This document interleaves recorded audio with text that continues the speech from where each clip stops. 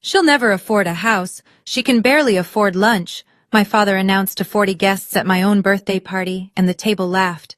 He was standing at the head of the table, wineglass raised, grinning like he'd just told the world's best joke. And maybe, to him, it was. My boyfriend Nathan squeezed my hand under the table. I didn't flinch. I didn't cry. I just looked my father in the eye and smiled. What he didn't know was that I'd spent the last 8 years preparing for exactly this moment. Not for revenge, for the truth. And the truth was sitting in my coat pocket, a set of keys to a house he drives past every single day. But the keys were only part of it. What came after? What my aunt pulled from her purse? What my mother had written years before she died? That's the part that made his face go white. Before I go on, please take a moment to like and subscribe, but only if you genuinely connect with this story. And drop a comment telling me where you're watching from and what time it is right now. I always love reading those. I'm Myra. I just turned 30. Now let me take you back to where this really started. 8 years ago, the week my mother was buried. The house smelled like casseroles and lilies. That's what I remember most about the week we buried my mother. How everyone kept bringing food nobody ate and flowers that made me sneeze. I was 22. Helen Lawson, my mom, had fought ovarian cancer for 14 months, and she lost on a Tuesday in March. The funeral was packed. My father, Gerald, sat in the front pew shaking hands like a mayor at a ribbon cutting.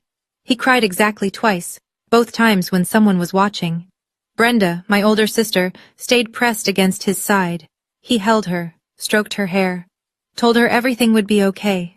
I washed dishes in the kitchen, not because anyone asked, because no one thought to tell me to stop. That Friday, Dad called a family meeting. Just the 3 of us, at the dining table where Mom used to set 4 plates. Your mother handled the soft stuff, he said. I handle the money. From now on, things are going to be more structured.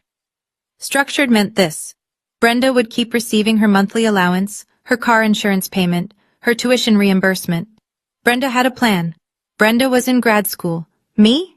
I'd just finished a 2-year associate's degree and was working the front desk at an insurance office for $31,000 a year. You need to figure yourself out first, Dad said. Not cruel, not loud, just final. I nodded. What else could I do? That night I went down to the basement to grab a box of Mom's old sweaters, and behind the water heater, tucked against the wall, I found a small cardboard box labeled Helen, Personal, in my mother's handwriting. Dad told us he'd thrown everything out. I took the box. I didn't open it. I just held it in the car and drove home. The next 2 years moved like a time-lapse of someone else's life getting better while mine stood still. Brenda turned 26 and Dad bought her a silver Audi, a graduation gift for finishing her MBA.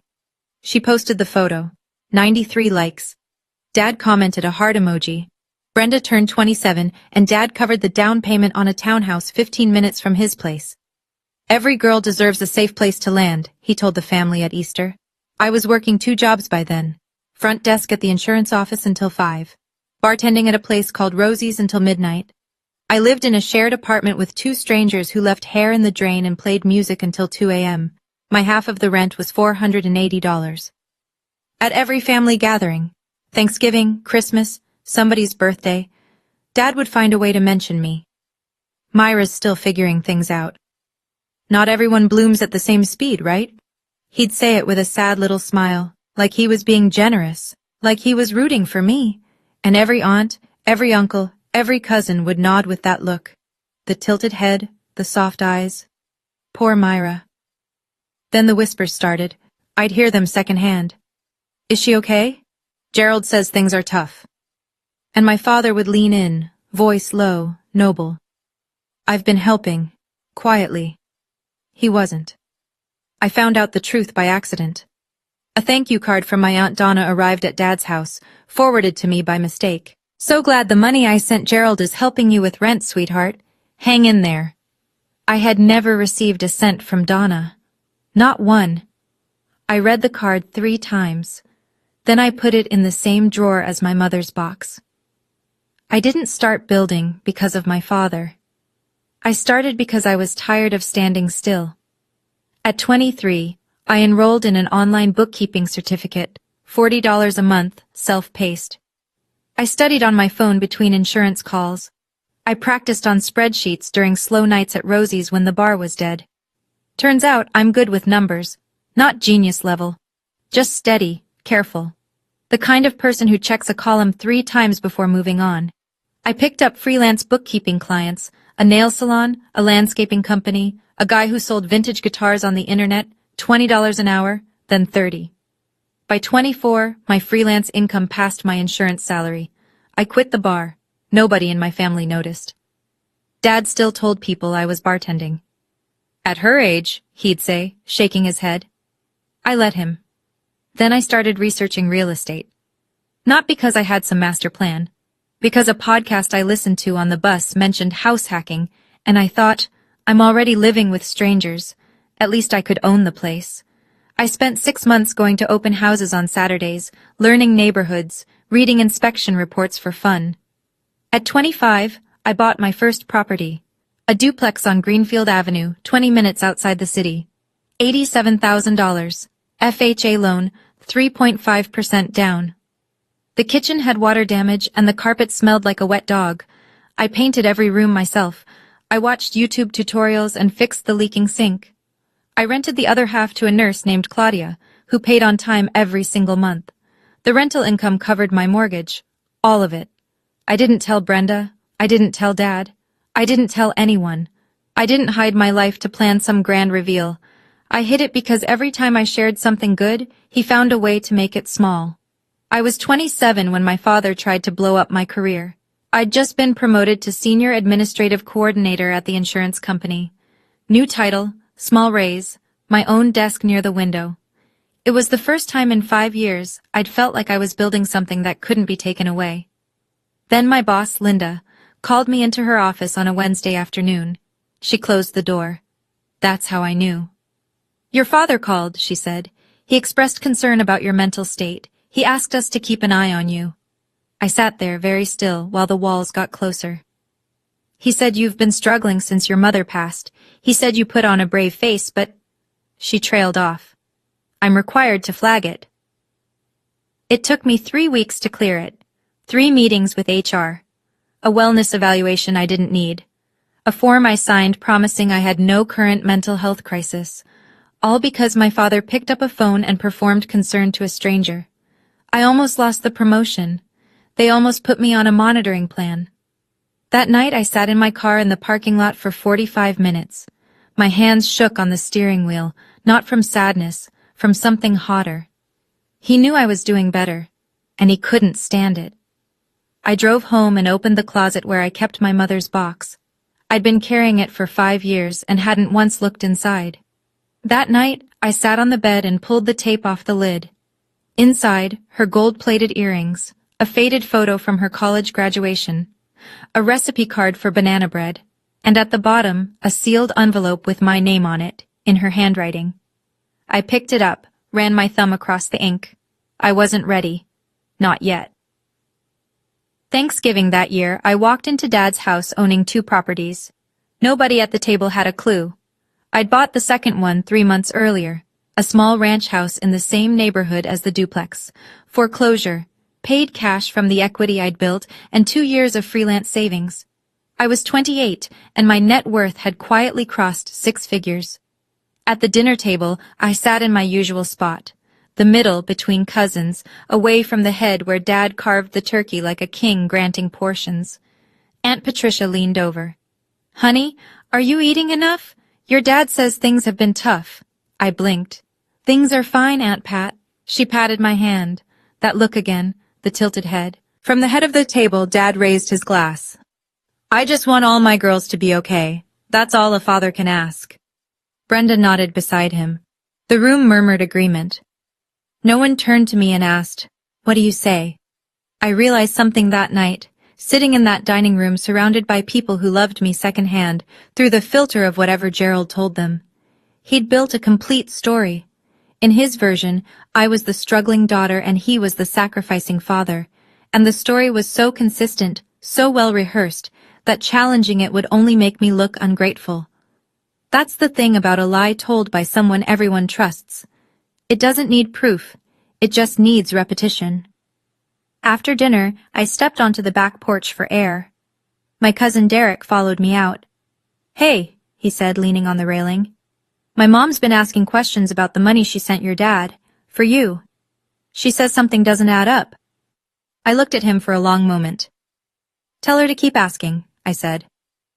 I met Nathan at a real estate tax workshop in a hotel conference room that smelled like burnt coffee and industrial carpet. He was an accountant, quiet, the kind of guy who takes notes in full sentences. Halfway through the session, I asked a question about depreciation schedules for multi-unit rentals, and I caught him looking at me like I didn't match whatever picture he'd drawn in his head. After the workshop, he stopped me in the parking lot. "That question you asked, you weren't hypothetical, were you?" "No." "How many units?" "3 doors, 2 properties." He nodded slowly, like he was adjusting a spreadsheet in his mind. "Can I buy you a coffee?" We dated quietly. I told Nathan everything, the duplex, the ranch house, the freelance clients, the 60% savings rate. He didn't flinch. He didn't try to fix me or warn me or slow me down. One night in his apartment, staring at takeout containers, he said, "You don't owe him a performance of poverty." That sentence lived in my chest for weeks. I introduced Nathan to my family at a Sunday dinner. Dad shook his hand, then spent the entire meal interrogating him. Salary, savings, home ownership, 5-year plan. Not a single question about who Nathan was, only what Nathan could provide. After dinner, Dad pulled me aside in the hallway. "He seems nice," Dad said, "but nice doesn't pay bills." He straightened a framed photo of Brenda on the wall. "You've always needed someone stronger than you, sweetheart." Later in the car, Nathan was quiet. Then he said, "He didn't ask me one question about you. Not one." I stared out the window. "That's because to him," I said, "there's nothing about me worth asking." The lies got more specific that winter. Cousin Derek texted me a screenshot from a family group chat I wasn't in. Dad had written, "Appreciate everyone's patience. Myra's credit card situation is under control. I've been paying it down monthly. She doesn't like to talk about it." $20,000. That was the number he'd invented. I pulled up my credit report on my phone. Score, 782. 0 balances, 0 missed payments. The cleanest financial record of anyone in my family, probably including Gerald.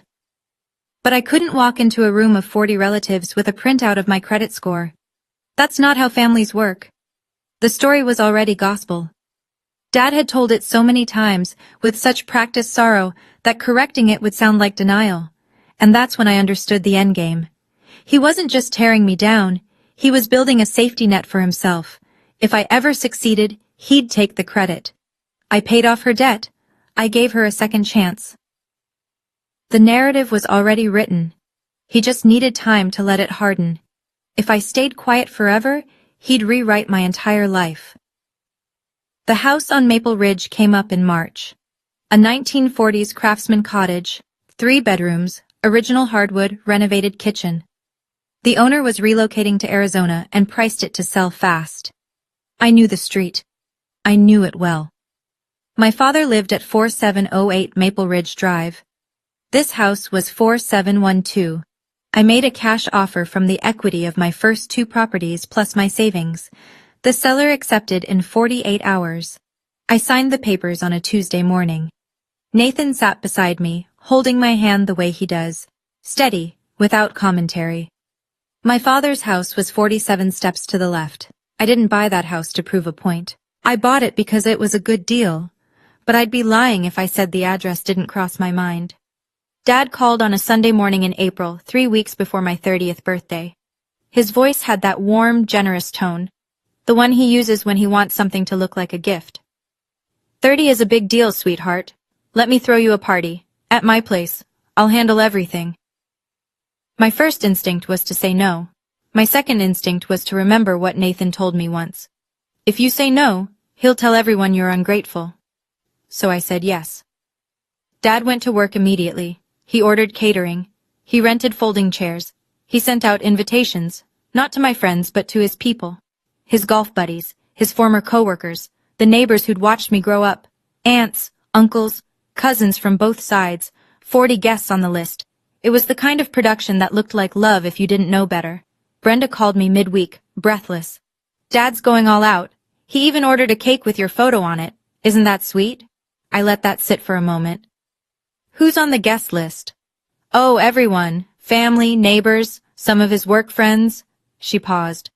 I think even your old boss Linda. Isn't that nice? Linda, the woman Gerald had called to sabotage me, the woman who'd nearly put me on a monitoring plan. That wasn't a coincidence. Gerald didn't do coincidences. He did chess moves. Nathan found me that night sitting on the kitchen floor, staring at the invitation Dad had mailed, to my own birthday party, with his return address on the envelope. He's not throwing you a party, Nathan said, sitting down beside me. He's building an audience. I turned the envelope over in my hands. In my coat closet, hanging on a hook, was a jacket with a set of keys in the pocket. Then I guess I'd better bring a show, I said. The day of the party, I stood outside Dad's house for a full minute before going in. The lawn was mowed in diagonal lines. A balloon arch framed the front door, silver and white. Through the window I could see the banner, Happy 30th Myra, in curly letters. It looked like love. It looked like effort. And maybe, somewhere underneath the performance, a tiny piece of it was real. That was the part that always got me. Nathan and I walked in together. The house was already crowded, people clustered around the buffet table, paper plates in hand, laughing, catching up. Dad was in the center of the living room, shaking hands, hugging women on the cheek, topping off wine glasses. But the thing I noticed first was the wall. The living room wall, the one visible from every angle of the open floor plan, was covered in framed photos. Brenda graduating college, Brenda's engagement party, Brenda's first house, Brenda and Dad at a restaurant, matching smiles. My photo was there too. One, from when I was 10, missing my 2 front teeth, holding a participation ribbon from a science fair. I looked at it for 3 seconds, then I looked away. Dad spotted me and opened his arms. There she is. The birthday girl. He hugged me. Then he stepped back, looked me up and down. My gray knit sweater, my dark jeans, my flat boots. Couldn't find something nicer? He said it lightly. It's your birthday. Before I could answer, he turned to Brenda, who stood behind him in a fitted emerald dress. Doesn't Brenda look beautiful? I got her that dress last week. I breathed. Nathan's hand found the small of my back. Across the room, Aunt Donna caught my eye. She held her purse close to her side, patted it once, and gave me the smallest nod. The party filled in like a theater before the curtain. People took seats at the long dining table, Dad's pride, a 12-seater he'd bought after Mom died, because bigger tables mean more audience. Dad worked the room. He clinked glasses. He told stories.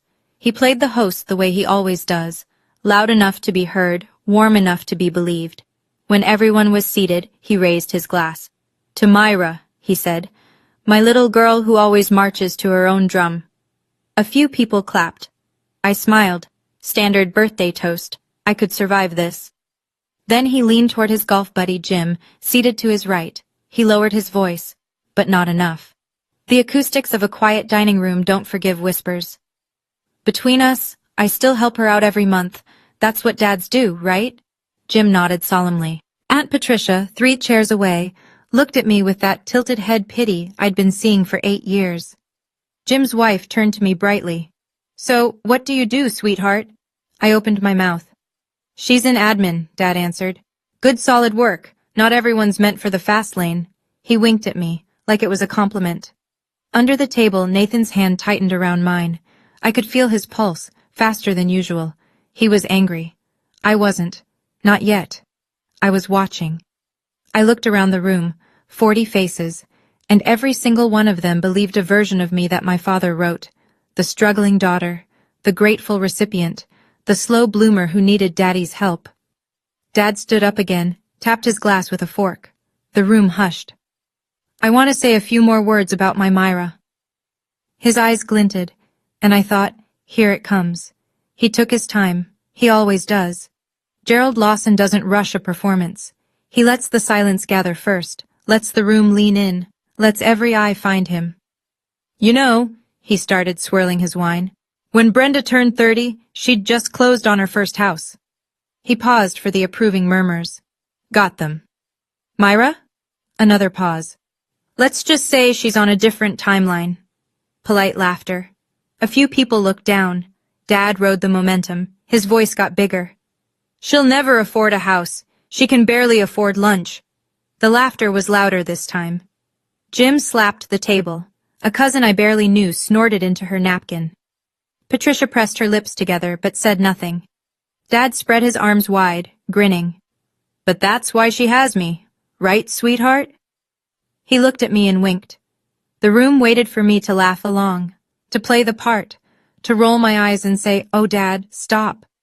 I felt the blood in my face, the heat behind my eyes. Nathan squeezed my hand so tight I could feel each knuckle. 3 seconds of silence. I looked at my father, really looked. At the man who washed dishes in his own mother's kitchen growing up, who clawed his way to middle management, who built his entire identity around the idea that without him, none of us could stand. And I realized he wasn't joking. He needed this to be true. I smiled. Not the polite smile I'd been wearing all night. A different one. The kind Nathan recognized. The one that means a decision has been made. Actually, Dad, I said. My voice was steady. Quiet. The kind of quiet that makes a full room go still. About that. I didn't rush either. Since we're all here, I said, and since you brought up houses, I rested my hand on the pocket of my coat, which was draped over the back of my chair. I didn't pull anything out. Not yet. Dad laughed. The reflexive kind. The kind that fills space when something feels off. What, you got a lottery ticket in there? A few people chuckled. Not exactly. I reached into the pocket, slowly. The room tracked my hand the way people follow a match being struck. I pulled out a set of keys, 2 brass keys on a simple ring with a leather tag clipped to it. I set them on the table in front of me, gently. No toss, no drama, just metal on wood. I closed on a house 6 weeks ago, I said. The laughter died. Dad's glass stopped halfway to his mouth. Brenda tilted her head, not the pity tilt I was used to from everyone else. A genuinely confused one. Wait, what do you mean? I mean, I bought a house. I looked around the table. Paid in full, no mortgage. The silence had texture now. I could hear the ice settling in someone's water glass. Dad set his wine down, carefully. The way you put something down when your hands might shake if you don't focus. Paid in full, he repeated. With what money? It was the first honest question he'd asked me in 8 years. I didn't answer it. Not yet. I just let the keys sit there, brass catching the overhead light, the little leather tag facing up, the address printed on one side in small, clean letters that nobody could read from across the table. Nobody except the man sitting 47 steps away from that address every single day. Dad recovered fast. I'll give him that. He leaned back in his chair and chuckled. A performance chuckle, the kind meant to signal that nothing has changed. Everything's under control. She's kidding. He scanned the table, searching for allies. Myra, you're kidding, right? Do I look like I'm kidding? Nathan, beside me, spoke for the first time all evening. His voice was level. She's not kidding. Dad's jaw shifted. He looked at Nathan the way you look at a locked door you expected to be open. The whispers started. Patricia turned to the woman next to her. Jim rubbed the back of his neck. Derek, halfway down the table, leaned forward on his elbows. Dad dropped his voice, trying to shrink the conversation back to size. Okay, so, where? Before I could answer, a voice came from the far end of the table. Calm, clear, unhurried. Gerald. Aunt Donna. She sat with her hands folded on the table, her purse open beside her plate. While we're clearing things up tonight, she said, I have a few questions too. Dad turned to face his sister, and I watched something cross his face that I'd never seen before. Not anger, not defiance. Fear. It was there and gone in half a second, but I caught it. Nathan caught it. Donna definitely caught it. She reached into her purse and pulled out a manila folder. Not thick, but full enough. She set it on the table beside her plate and rested her hand on top of it.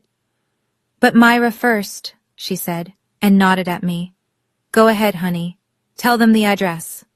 I picked up the keys, turned the leather tag so the printed side faced out, and in the same quiet voice I'd been using all night, I read it out loud.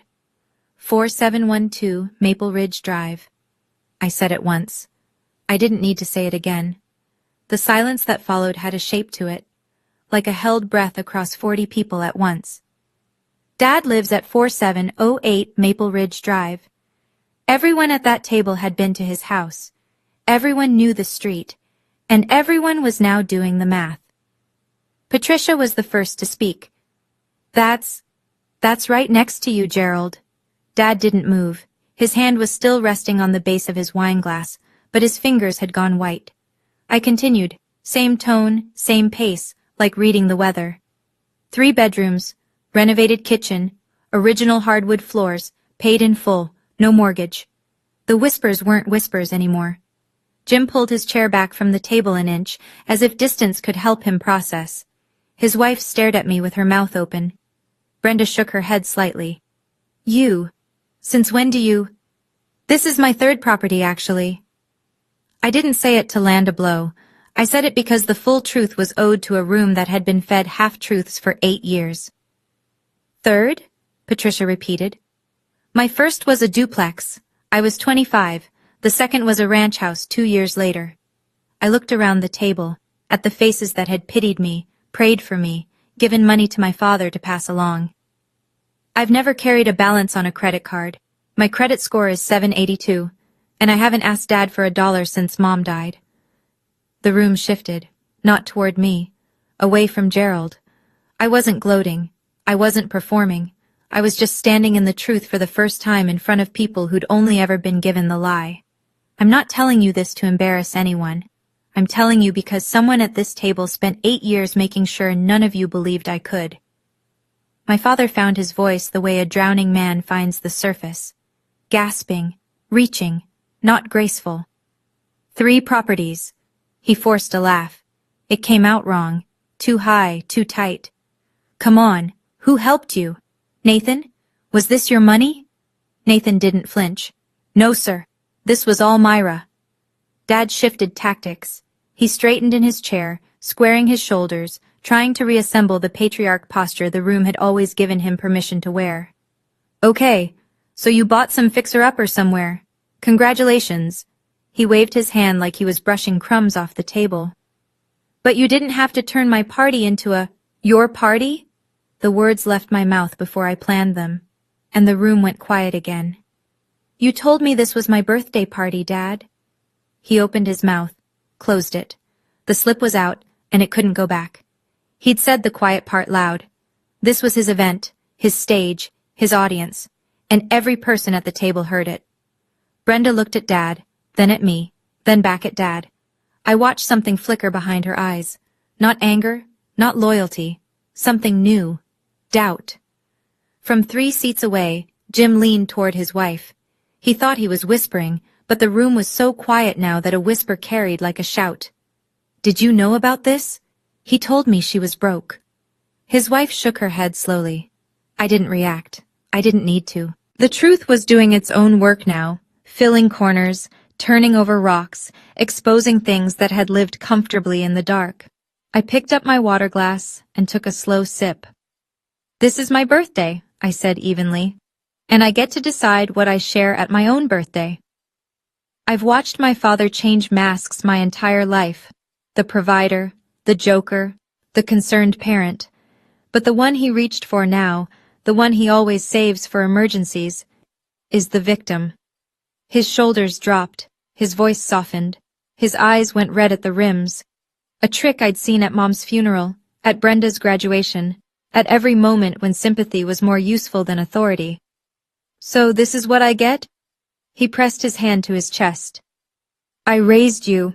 I kept this family together after your mother died, and this is how you repay me? His voice cracked. Perfectly timed.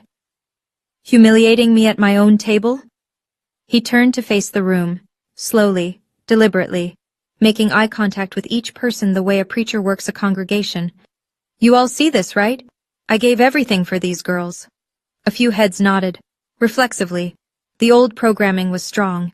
Aunt Patricia reached for her napkin. Jim studied his plate.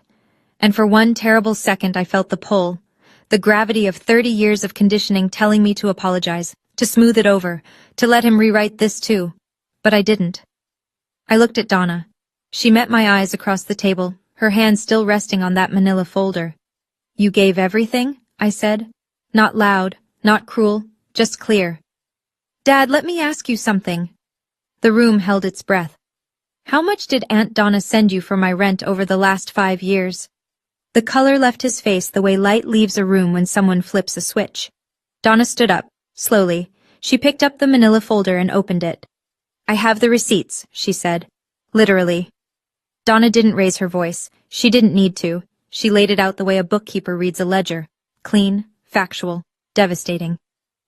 Over the last 5 years, I sent Gerald $14,200 in personal checks. Every single one was earmarked for Myra's rent and living expenses. She pulled photocopies from the folder and spread them across the table. Gerald told me she was struggling, that she couldn't make ends meet, that he was supplementing what I sent with his own money. She turned to me. Myra, did you receive any of this? No, Aunt Donna, not a cent. The photocopies sat on the table like evidence at a trial nobody had called. Each check was a snapshot, a date, an amount, a memo line. For Myra, rent help. For Myra, winter utilities. For Myra, car insurance. Patricia leaned forward, adjusting her reading glasses, scanning the copies. Her face changed with each one. Dad gripped the edge of the table. That was for household expenses. I used it for general. For what, Gerald? Donna's voice was still calm, still measured. She didn't live with you. He had no answer. The sentence just hung there, unfinished, swinging. Derek stood with his arms crossed, jaw tight, staring at his uncle. Then Patricia spoke, and her voice was the quietest it had been all night.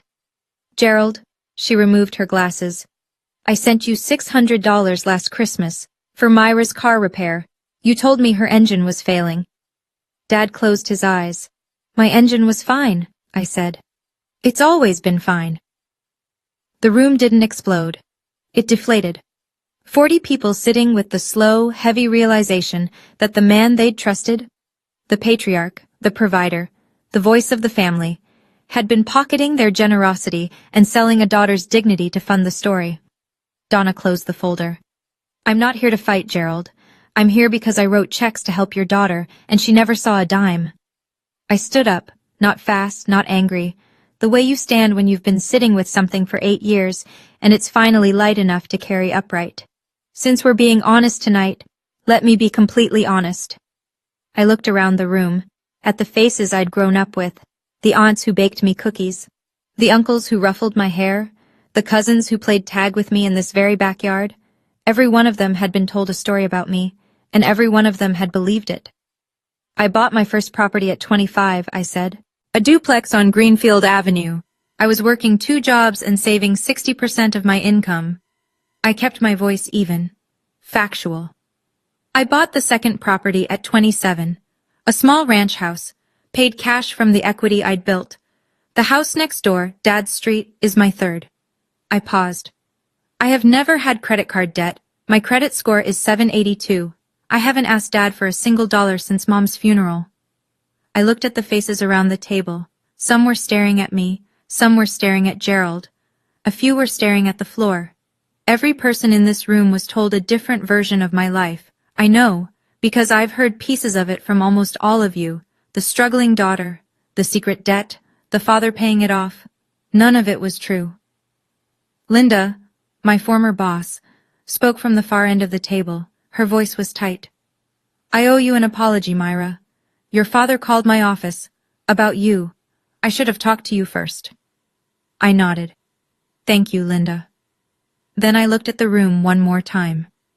I'm not angry at any of you for believing him. He's my father. Of course you believed him. I let that land. But now you know.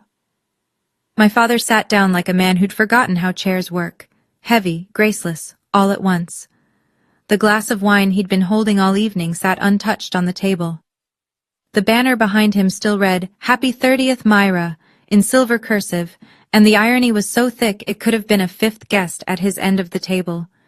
He looked at Brenda, his golden child, his mirror, the one who always sat beside him, who always nodded, who always agreed. Brenda was staring at her napkin. Her fingers were twisting the cloth into a tight spiral. "You don't understand," Dad said. His voice was stripped down now, no performance, no projection, just a man talking to a room that had stopped listening. "Everything I did because I love this family." I let the words exist for a moment, then I answered. "No, Dad. You did it because you needed us to need you." I didn't raise my voice. "There's a difference." He looked away. Out the window, toward the street, toward the house at 4712, which I now owned, which was dark and empty and 47 steps from his front door. He had nothing, no comeback, no redirect, no mask to reach for. Nathan placed his hand on my shoulder. He didn't say a word. He didn't need to. Patricia got up from her chair, walked around the long table, and wrapped her arms around me. She smelled like lavender and old guilt. "I'm sorry, honey," she said against my hair. "I should have asked you." Then Brenda spoke. Her voice was small, shaking, the voice of someone pulling a thread they know will unravel everything. "Dad," she looked up, "did you also tell them I got my house because of your money?" A beat. "Because I paid you back. 3 years ago. You told me not to tell anyone." The room took another breath, and Gerald Lawson shrank a little more. The dining room had the strange hush of a place where too many truths had been spoken in too short a time. People were processing. Some stared at the table, some stared at Gerald, some stared at nothing. I sat back down. My hands weren't shaking anymore. I reached into my coat, the same pocket that had held the keys, and pulled out a sealed envelope. Cream-colored, slightly yellowed at the edges. My name, in my mother's handwriting, across the front. "Mom left me a letter," I said. "Dad hid the box it was in. Told us he'd thrown all her personal things away. I found it anyway." Gerald's eyes locked on the envelope. I watched recognition hit him. Not of the letter itself, but of what it meant. Helen knew. His wife, who died 8 years ago, had seen him clearly. "I opened it 2 weeks ago," I said. "I won't read all of it, but there's one part I think this room should hear." I unfolded the single page. Mom's handwriting was careful, even near the end, when her hands had been so thin the rings slid off. I read one line. "Myra, your father loves in the only way he knows, by holding on. Don't let him hold so tight that you forget how to stand. I couldn't teach him to let go, but I can tell you, you were always strong enough." Donna pressed the back of her hand to her mouth. Patricia's eyes were wet. Derek looked away. Dad stared at the letter like it was a ghost. "She wrote that?" His voice was barely there. "She knew, Dad." I folded the page and put it back in the envelope. She always knew. He didn't argue, didn't spin, didn't reach for a mask. For the first time in my memory, Gerald Lawson sat in a room full of people with absolutely nothing to say, not because he'd been caught, but because the one person who understood him best had written him down, gently and precisely, before she died. I stood one last time. Not to make a speech, not to deliver a verdict, just to finish what I started. "I'm not here to destroy anyone," I said. "I'm here because tonight was supposed to be about me, and it almost became another performance." I looked at the wall of photos. Brenda's graduation, Brenda's house, Brenda's engagement. My one photo, gap-toothed and 10 years old, holding a participation ribbon. "I own 3 properties. I have no debt. I built this with 2 jobs, 7 years of 60% savings, and a lot of weekends spent learning how to patch drywall." A few people almost smiled. "I'm telling you this not to brag, but because for 8 years, the story told about me in this room was a lie, and lies don't get to be comfortable anymore." I turned to Dad. "I'm not asking for an apology. I'm asking for the truth to exist in this room, even if it's uncomfortable." He didn't respond. His eyes were on the table. I picked up the keys from where they'd been sitting, still catching the light, still carrying an address that would shadow him every time he looked out his kitchen window. "The house next door? I'm keeping it. I'll rent it out. And yes, Dad, I'll choose the tenants." I let a small, quiet beat pass. Not a smirk. just the faintest shift at the corner of my mouth. Enough. The room understood. Nathan stood beside me. We didn't leave. We didn't storm out. I pulled my chair back to the table and sat down, because this was still my birthday, and I was done letting anyone else run it. Now, I said, glancing at the untouched cake in the center of the table, is someone going to cut that, or do I have to do everything myself? Derek laughed first, then Patricia. Then the whole table, slowly, like an engine catching. For the first time all night, the laughter wasn't at me. The party didn't end. It changed shape. The table broke into clusters. Small groups talking low, leaning close, recalibrating. Some people came to me. Patricia squeezed my arm. Derek brought me a slice of cake and said, "Happy birthday, cuz. For real this time." A second cousin I hadn't spoken to in years hugged me without a word. Others kept their distance. Not hostile, just recalculating. Gerald had been the axis of this family for so long that losing him as a reference point left people off balance. A few drifted to the kitchen, refilling drinks, avoiding eye contact. That was fine. I didn't need unanimous approval. I just needed the truth in the room. Jim, Dad's golf buddy, walked over to Nathan. He shook his hand firmly. "She's something, isn't she?" Jim said. Nathan's answer was simple. "She always has been." Linda pulled me aside near the hallway. "Myra, if you ever want to come back, there's always a place for you at the office."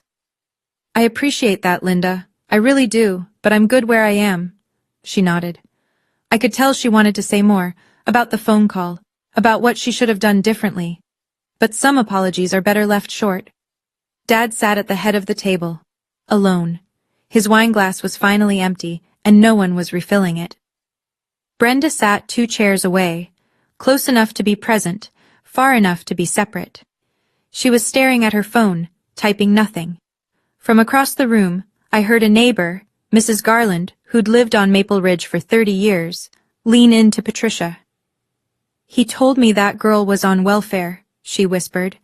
"I almost called social services on her once." Patricia closed her eyes. "Oh my God." I didn't hear it as gossip. I heard it as the sound of a story being rewritten in real time. The party thinned. Coats came off hooks. Cars started in the driveway. But some people stayed. The ones who needed things settled, not just surfaced. Donna sat down across from Dad. The manila folder was closed but still on the table between them like a line drawn in ink. "Gerald." Her voice was even. No venom, no theatrics, just the voice of a woman who'd been writing checks to a ghost. "I'm not going to make a scene. Most of these folks are heading home anyway, but I need you to understand something." Dad looked up.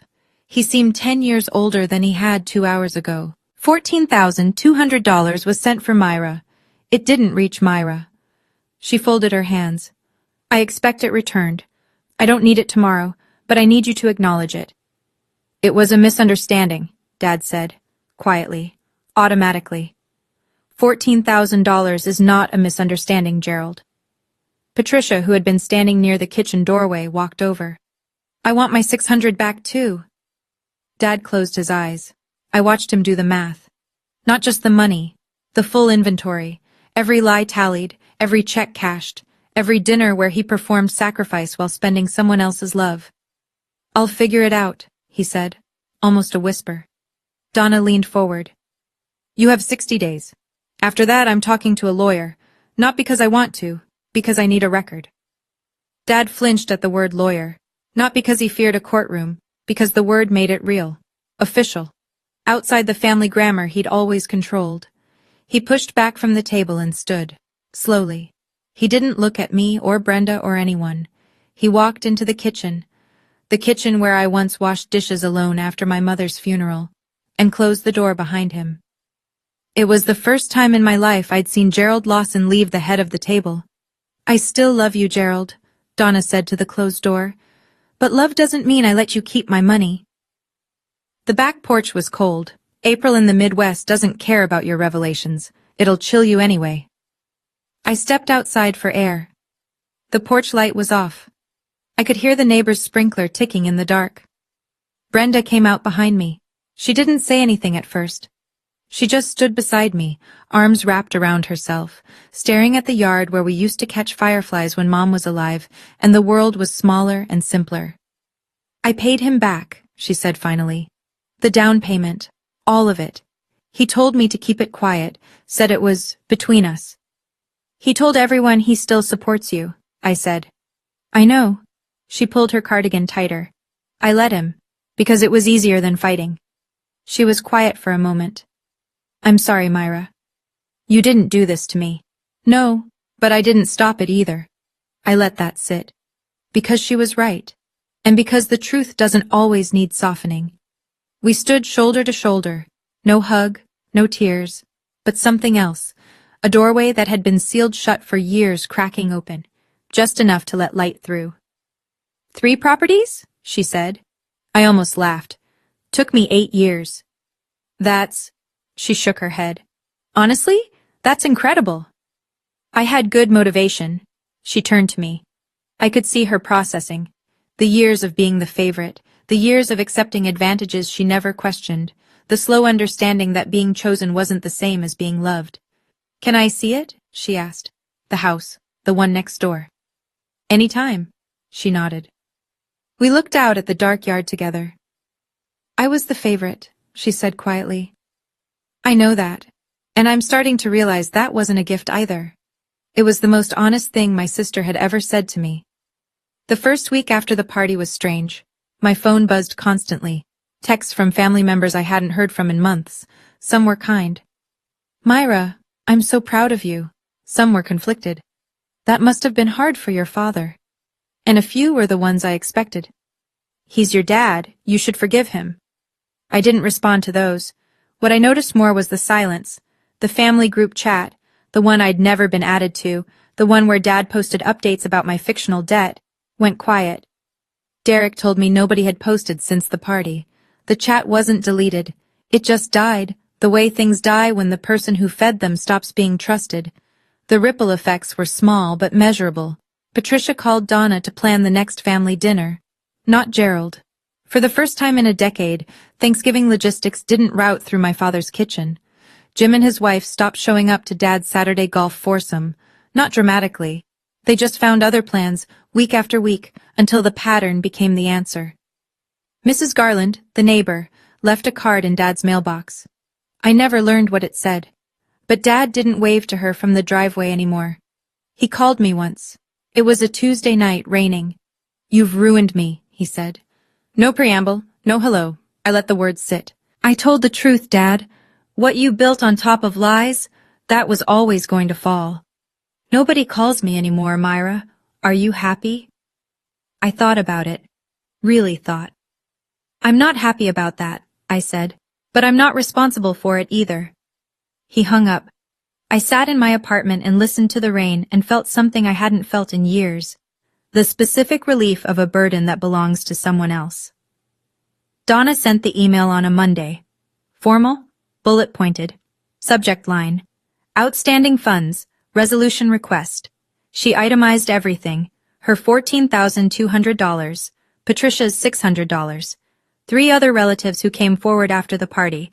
Uncle Ray with $1,200 for Myra's dental work, Cousin Lisa with $800 for Myra's winter tires, and family friend Margaret with $1,400 for Myra's student loan payment.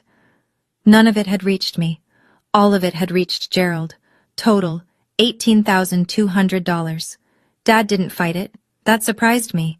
Maybe he calculated that a legal dispute would cost more, not in dollars, but in whatever was left of his reputation. He withdrew the money from his retirement savings, wrote checks, sent them within the 60-day window, each one with a terse memo, reimbursement. He wasn't bankrupt, he wasn't homeless. He still had his house, his pension, his truck. But the cushion he'd built on other people's kindness was gone. Brenda started setting her own boundaries that spring. She told Dad she didn't want him discussing her finances with anyone, not relatives, not friends, not neighbors. When he pushed back, "I'm your father.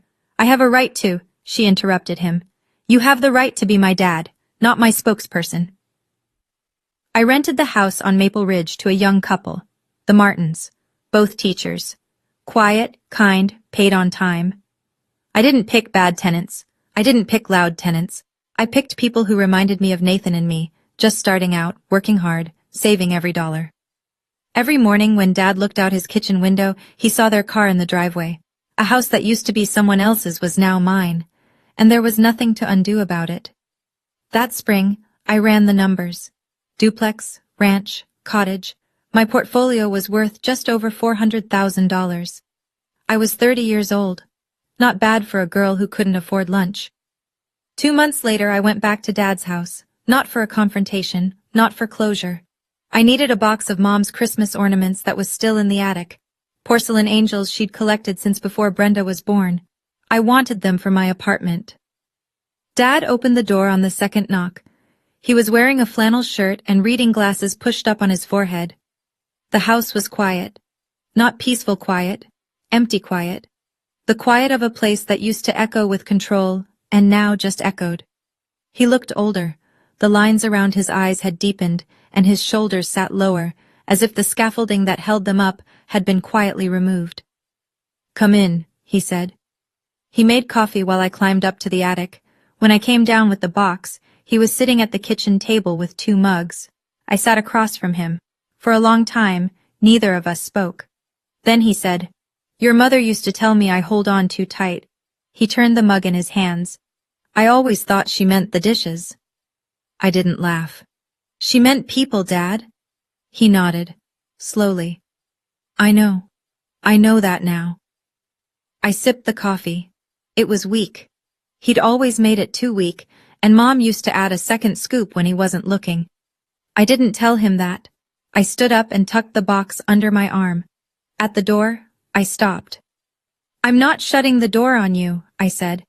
"But I need you to stop lying. About me, about Brenda, about Mom. If you can do that, we can start over." Slowly.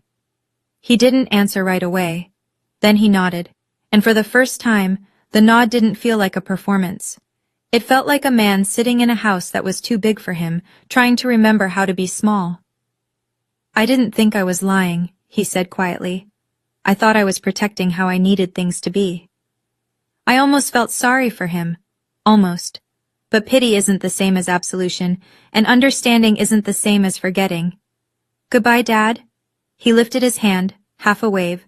I walked to my car with my mother's angels and didn't look back. I'm sitting on the porch of 4712 Maple Ridge Drive, not because I live here, the Martins do, but today I'm here doing a final walkthrough before they move in next week, checking the paint, testing the locks, making sure the porch light doesn't flicker. Nathan's beside me, coffee in hand, leaning against the railing in that easy way he has, like the world is a place where things generally work out if you show up and pay attention. I can see Dad's house from here. 47 steps to the left.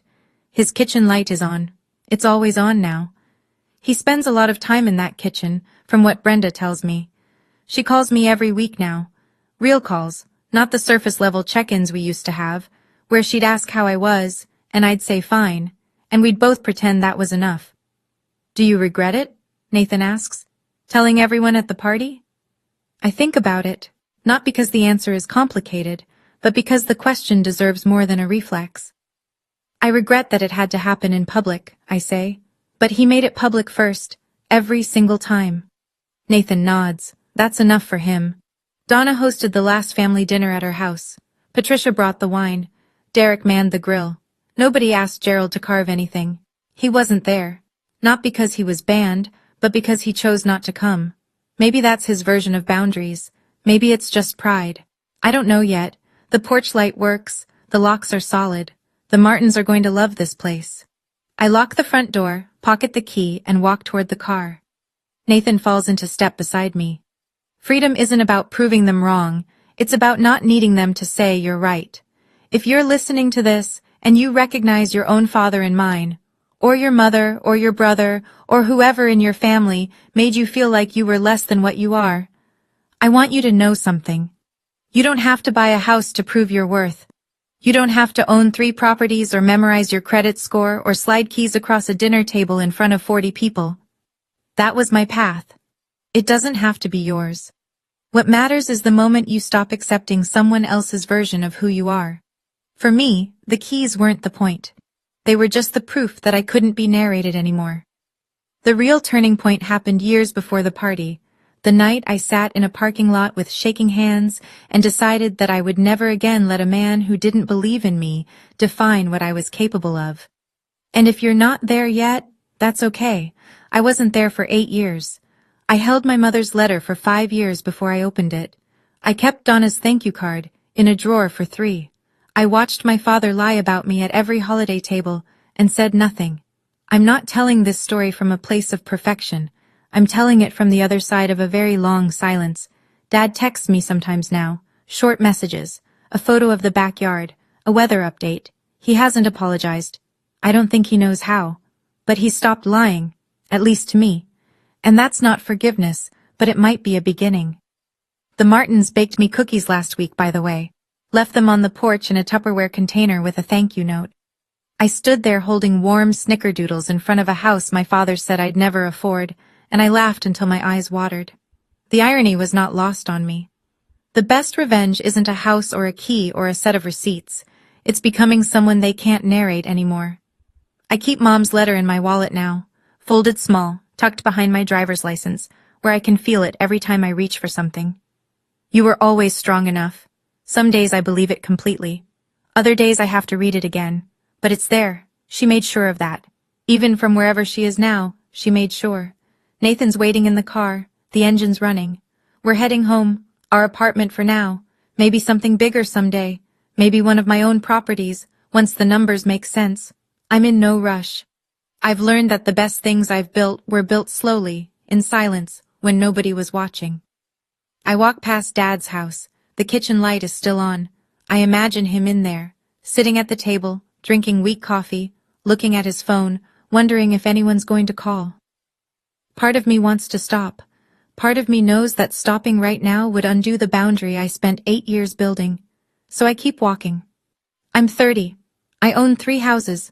I have a man who sees me, a sister who's learning how to show up, an aunt who fights fair, a family that's rebuilding itself around the truth instead of around one man's need to be needed, and a father who is, very slowly, running out of stories to tell.